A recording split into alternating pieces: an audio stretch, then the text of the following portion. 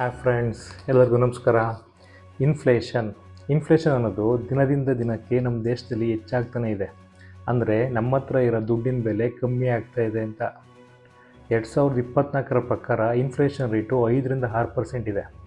ಇವತ್ತೇನಾದರೂ ನೀವು ಒಂದು ವಸ್ತುನ ಕೊಂಡ್ಕೊಳಕ್ಕೆ ಹೋದರೆ ಆ ವಸ್ತುವಿನ ಬೆಲೆ 1 ಲಕ್ಷ ರೂಪಾಯಿ ಇದ್ದರೆ ಅದೇ ವಸ್ತುವಿನ ಬೆಲೆ ಮುಂದಿನ ವರ್ಷ 1,05,000 1,06,000 ಇರುತ್ತೆ. ಅಲ್ಲಿಗೆ ನಿಮ್ಮ ಹತ್ರ ಇರೋ ಹಣದ ಬೆಲೆ 5,000-6,000 ರೂಪಾಯಿ ಕಮ್ಮಿ ಆಗುತ್ತೆ. ಇನ್ಫ್ಲೇಷನ್ ಅನ್ನೋದು ಒಂದು ಸೀರಿಯಸ್ ವಿಷಯ. ಈ ವಿಷಯ ಯಾರಿಗೆಲ್ಲ ಗೊತ್ತಿರಲ್ಲ ಅವರೆಲ್ಲ ತಮ್ಮ ಹತ್ರ ಇರೋ ಹಣದ ಬೆಲೆಯನ್ನು ಕಮ್ಮಿ ಮಾಡ್ಕೊತಾ ಇರ್ತಾರೆ. ಯಾರಿಗೆಲ್ಲ ಗೊತ್ತಿರುತ್ತೆ ಅವರು ಬೇರೆ ಬೇರೆ ಕಡೆ ಇನ್ವೆಸ್ಟ್ ಮಾಡ್ತಾ ಇರ್ತಾರೆ. ಲೈಕ್ ಗೋಲ್ಡಲ್ಲಾಗಿರ್ಬೋದು, ರಿಯಲ್ ಎಸ್ಟೇಟಲ್ಲಾಗಿರ್ಬೋದು, ಸ್ಟಾಕಲ್ಲಾಗಿರ್ಬೋದು, ಮ್ಯೂಚುವಲ್ ಫಂಡಲ್ಲಾಗಿರ್ಬೋದು, ಇಲ್ಲ ಸೇವಿಂಗ್ಸ್ ಅಕೌಂಟಲ್ಲಾಗಿರ್ಬೋದು, ಇಲ್ಲ FDಲಾಗಿರ್ಬೋದು. FD ರಿಟರ್ನು 6% ಇದೆ. ಇನ್ಫ್ಲೇಷನ್ ಕೂಡ 5-6% ಇದೆ. ಹಾಗಾಗಿ ಅಲ್ಲೂ ಕೂಡ ನಿಮ್ಮ ದುಡ್ಡು ಜಾಸ್ತಿ ಬೆಳೆಯಲ್ಲ. ಸೇವಿಂಗ್ಸ್ ಅಕೌಂಟಲ್ಲಿ 2-3% ಇದೆ. ಇನ್ಫ್ಲೇಷನು 5-6% ಇದೆ. ಹಾಗಾಗಿ ಅಲ್ಲೂ ಕೂಡ ನಿಮ್ಮ ದುಡ್ಡಿನ ಬೆಲೆ ಕಮ್ಮಿ ಆಗುತ್ತೆ. ನೆಕ್ಸ್ಟ್ ಬರೋದೇ ರಿಯಲ್ ಎಸ್ಟೇಟ್ ಮತ್ತು ಗೋಲ್ಡ್. ರಿಯಲ್ ಎಸ್ಟೇಟ್ ಮತ್ತು ಗೋಲ್ಡಲ್ಲಿ ನೀವು ಇನ್ವೆಸ್ಟ್ ಮಾಡಬೇಕು ಅಂದರೆ ನಿಮ್ಮ ಹತ್ರ ಲಕ್ಷ ಹಣ ಇರಬೇಕು. ಅಷ್ಟೊಂದು ದುಡ್ಡು ಎಲ್ಲರ ಹತ್ರನೂ ಇರಲ್ಲ. ಸೊ ಅಲ್ಲೂ ಕೂಡ ಎಲ್ಲರಿಗೂ ಇನ್ವೆಸ್ಟ್ ಮಾಡೋಕ್ಕಾಗಲ್ಲ. ನೆಕ್ಸ್ಟ್ ಉಳಿಯೋದೆ ಸ್ಟಾಕ್ ಮತ್ತು ಮ್ಯೂಚುವಲ್ ಫಂಡ್. ನಾನು ಈ ವಿಡಿಯೋದಲ್ಲಿ ಮ್ಯೂಚುವಲ್ ಫಂಡ್ ಬಗ್ಗೆ ಹೇಳ್ತಾ ಇದ್ದೀನಿ. ಸೊ ಹಾಗಾಗಿ ನಿಮಗೇನಾದರೂ ಸ್ಟಾಕ್ ಬಗ್ಗೆ ಇನ್ಫಾರ್ಮೇಷನ್ ಬೇಕು ಅಂದರೆ ಕೆಳಗಡೆ ಕಾಮೆಂಟ್ ಬಾಕ್ಸಲ್ಲಿ ಸ್ಟಾಕ್ ಅಂತ ಟೈಪ್ ಮಾಡಿ ನನಗೆ ಕಮೆಂಟ್ ಮಾಡಿ. ನಾನು ನೆಕ್ಸ್ಟ್ ವಿಡಿಯೋನ ಸ್ಟಾಕ್ ಬಗ್ಗೆನೇ ಮಾಡ್ತೀನಿ. ಬನ್ನಿ ಈಗ ಮ್ಯೂಚುವಲ್ ಫಂಡ್ ಅಂದರೆ ಏನು, ಅದು ಹೇಗೆ ಕೆಲಸ ಮಾಡುತ್ತೆ, ಮ್ಯೂಚುವಲ್ ಫಂಡಲ್ಲಿ ಎಷ್ಟು ಥರ ಟೈಪ್ಸ್ ಇದೆ, ಮ್ಯೂಚುವಲ್ ಫಂಡ್ನ ಹೇಗೆ ಹಾಕೋದು, ಹಾಗೆ ಈ ವಿಡಿಯೋ ಕೊನೆಯಲ್ಲಿ ಮ್ಯೂಚುವಲ್ ಫಂಡ್ ಬೆನಿಫಿಟ್ಸ್ ಕೂಡ ಹೇಳ್ತೀನಿ. ಕೊನೆವರೆಗೂ ಈ ವಿಡಿಯೋನ ನೋಡಿ. ಈಗ ನೀವೇನಾದರೂ ಸ್ಟಾಕ್ ಮಾರ್ಕೆಟಲ್ಲಿ ಇನ್ವೆಸ್ಟ್ ಮಾಡಬೇಕು ಅಂದರೆ ನೀವು ಯಾವ ಸ್ಟಾಕ್ನ ಬೈ ಮಾಡಬೇಕು ಅಂತಿರ್ತೀರ ಆ ಸ್ಟಾಕ್ ಬಗ್ಗೆ ಫುಲ್ ಇನ್ಫಾರ್ಮೇಷನ್ ಕಲೆಕ್ಟ್ ಮಾಡಬೇಕು. ನೀವು ಫಂಡಮೆಂಟಲ್ ಎಲ್ಲ ತಿಳ್ಕೋಬೇಕು. ಅಷ್ಟು ನಾಲೆಡ್ಜ್ ನಿಮ್ಮ ಹತ್ರ ಇರಬೇಕು. ಹಾಗೆ ನಿಮ್ಮ ಹತ್ರ ಟೈಮ್ ಕೂಡ ಇರಬೇಕು. ಆದರೆ ನೀವೇನಾದರೂ ಸ್ಟಾಕ್ ಮಾರ್ಕೆಟಿಗೆ ಹೊಸಬ್ರಾಗಿದ್ದರೆ ಅಷ್ಟೊಂದು ಇನ್ಫಾರ್ಮೇಷನ್ ತಿಳ್ಕೊಳಕ್ಕೆ ನಿಮ್ಮ ಹತ್ರ ಅಷ್ಟೊಂದು ನಾಲೆಡ್ಜ್ ಇರಲ್ಲ. ಹಾಗೆ ಟೈಮ್ ಕೂಡ ಒಬ್ಬರೊಬ್ಬರು ಇರಲ್ಲ. ಅಷ್ಟೊಂದೆಲ್ಲ ಇನ್ಫಾರ್ಮೇಷನ್ ತಿಳ್ಕೊಂಡು ನೀವು ಸ್ಟಾಕಿನ ಬೈ ಮಾಡಿದರೂ ಕೂಡ ಅದು ಮೇಲೆ ಹೋಗುತ್ತೋ ಕೆಳಗೆ ಬರುತ್ತೋ ಅಂತ ನಿಮಗೆ ಭಯ ಕೂಡ ಇರುತ್ತೆ.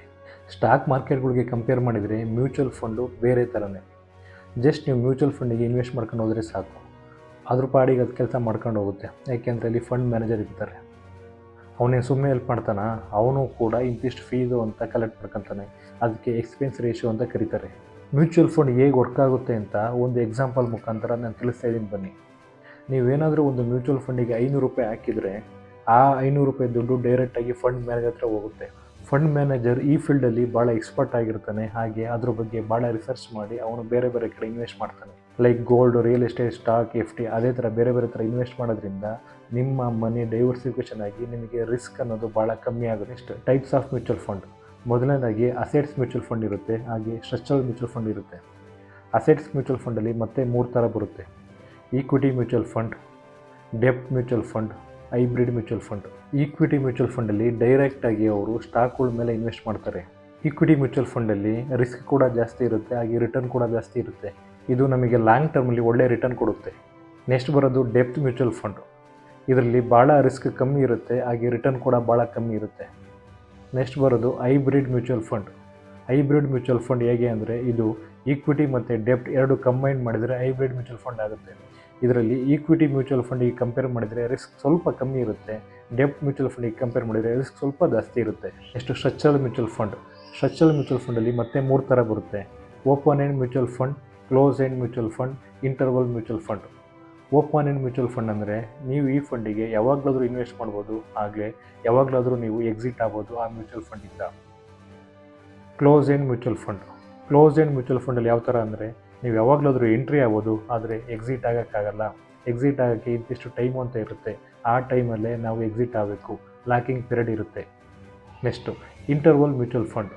ಇಂಟರ್ವಲ್ ಮ್ಯೂಚುವಲ್ ಫಂಡ್ ಅಂದರೆ ನೀವೀಗ ಥಿಯೇಟ್ರಲ್ಲಿ ಫಿಲಮ್ ನೋಡ್ತಾ ಇರ್ತೀರ. ಥಿಯೇಟ್ರಲ್ಲಿ ಮಧ್ಯದಲ್ಲಿ ಇಂಟರ್ವಲ್ಸ್ ಕೊಡ್ತಾರಲ್ಲ, ಅದೇ ರೀತಿ ಇಲ್ಲಿ ಒಂದು ಸತಿ ಇಂಟರ್ವಲ್ ಮ್ಯೂಚುವಲ್ ಫಂಡಿನ ಇನ್ವೆಸ್ಟ್ ಮಾಡಿದ್ಮೇಲೆ ಮಧ್ಯದಲ್ಲಿ ಇಂತಿಷ್ಟು ಅಂತ ಟೈಮ್ ಇರುತ್ತೆ. ಆ ಟೈಮಲ್ಲಿ ಮತ್ತೆ ನೀವು ಇನ್ವೆಸ್ಟ್ ಮಾಡ್ಬೋದು, ಇಲ್ಲ ಅಂದರೆ ಸುಮ್ಮನೆ ಇರ್ಬೋದು. ಆದರೆ ಎಕ್ಸಿಟ್ ಆಗೋಕ್ಕೆ ಮಾತ್ರ ಅವರೇ ಇನ್ಫಾರ್ಮ್ ಮಾಡಿದಾಗ ಮಾತ್ರ ಎಕ್ಸಿಟ್ ಆಗಬೇಕು. ಅಂದರೆ ಇಲ್ಲೂ ಕೂಡ ಇದ್ದಿಷ್ಟು ಟೈಮು ಅಂತ ಇರುತ್ತೆ. ಮ್ಯೂಚುವಲ್ ಫಂಡಲ್ಲಿ ಲಂಸಮ ಕೂಡ ನಾವು ಇನ್ವೆಸ್ಟ್ ಮಾಡ್ಬೋದು, ಹಾಗೆ SIP ಮುಖಾಂತರ ಸಿಸ್ಟಮೆಟಿಕ್ ಇನ್ವೆಸ್ಟ್ಮೆಂಟ್ ಪ್ಲ್ಯಾನ್ ಮುಖಾಂತರ ಕೂಡ ಇನ್ವೆಸ್ಟ್ ಮಾಡ್ಬೋದು. Benefits of mutual fund. SIP ಮುಖಾಂತರ 500 ರೂಪಾಯಿಂದ ಕೂಡ ನಾವು ಮ್ಯೂಚುವಲ್ ಫಂಡ್ನ ಸ್ಟಾರ್ಟ್ ಮಾಡ್ಬೋದು. ಪ್ರೊಫೆಷನಲ್ ಮ್ಯಾನೇಜ್ಮೆಂಟ್ ಅಂದರೆ ಮ್ಯೂಚುವಲ್ ಫಂಡ್ಗಳಲ್ಲಿ ಫಂಡ್ ಮ್ಯಾನೇಜರ್ ಇರ್ತಾನೆ, ಅವನು ಭಾಳ ಎಕ್ಸ್ಪರ್ಟ್ ಇರ್ತಾನೆ. ಡೈವರ್ಸಿಫಿಕೇಷನ್ ಅಂದರೆ ನಾವು ಇನ್ವೆಸ್ಟ್ ಮಾಡೋ ಹಣ ಡೈವರ್ಸಿಫಿಕೇಷನ್ ಆಗಿ ಬೇರೆ ಬೇರೆ ಕಡೆ ಇನ್ವೆಸ್ಟ್ ಆಗುತ್ತೆ. Gold, real estate, stock, mutual fund, FD ಇದೇ ಥರ ಬೇರೆ ಬೇರೆ ಕಡೆ ಇನ್ವೆಸ್ಟ್ ಆಗಿ ನಮಗೆ ರಿಸ್ಕ್ ಪ್ರಮಾಣ ಭಾಳ ಕಮ್ಮಿ ಆಗುತ್ತೆ. ವೆರೈಟಿ, ಹೈ ರಿಸ್ಕ್ ಮ್ಯೂಚುವಲ್ ಫಂಡಿಗೆ ಕೂಡ ನಾವು ಇನ್ವೆಸ್ಟ್ ಮಾಡ್ಬೋದು, ಲೋ ರಿಸ್ಕ್ ಮ್ಯೂಚುವಲ್ ಫಂಡಿಗೆ ಕೂಡ ನಾವು ಇನ್ವೆಸ್ಟ್ ಮಾಡೋದು, ಇದು ನಮ್ಮ ಮೇಲೆ ಡಿಪೆಂಡ್ ಆಗಿರುತ್ತೆ. ಹಾಗೆ ಹೆಚ್ಚು ಹಣನಾದರೂ ನಾವು ಹಾಕ್ಬೋದು, ಹಾಗೆ ಕಮ್ಮಿ ಹಣನಾದರೂ ನಾವು ಹಾಕ್ಬೋದು. ನಿಮ್ಮ ಹಣ ನಿಮಗೆ ಭಾಳ ಮುಖ್ಯ ಆಗಿರುತ್ತೆ ಸ್ನೇಹಿತರೆ. ಹಾಗಾಗಿ ನೀವು ಎಲ್ಲಾದರೂ ಬೇಕಾದ್ರೆ ಇನ್ವೆಸ್ಟ್ ಮಾಡ್ಬೋದು. ಆದರೆ ನೀವೇನಾದರೂ ಮ್ಯೂಚುವಲ್ ಫಂಡಲ್ಲಿ ಇನ್ವೆಸ್ಟ್ ಮಾಡಬೇಕು ಅಂತಿದ್ರೆ ಕೆಳಗಡೆ ಡಿಸ್ಕ್ರಿಪ್ಷನ್ ಬಾಕ್ಸಲ್ಲಿ ಡಿಮ್ಯಾಟ್ ಅಕೌಂಟ್ ಲಿಂಕ್ ಕೊಟ್ಟಿರ್ತೀನಿ. ಆ ಲಿಂಕ್ ಮುಖಾಂತರ ನೀವು ಫ್ರೀಯಾಗಿ ಡಿಮ್ಯಾಟ್ ಅಕೌಂಟ್ ಓಪನ್ ಮಾಡಿ ಮ್ಯೂಚುವಲ್ ಫಂಡಿಗೆ ಇನ್ವೆಸ್ಟ್ ಮಾಡ್ಬೋದು.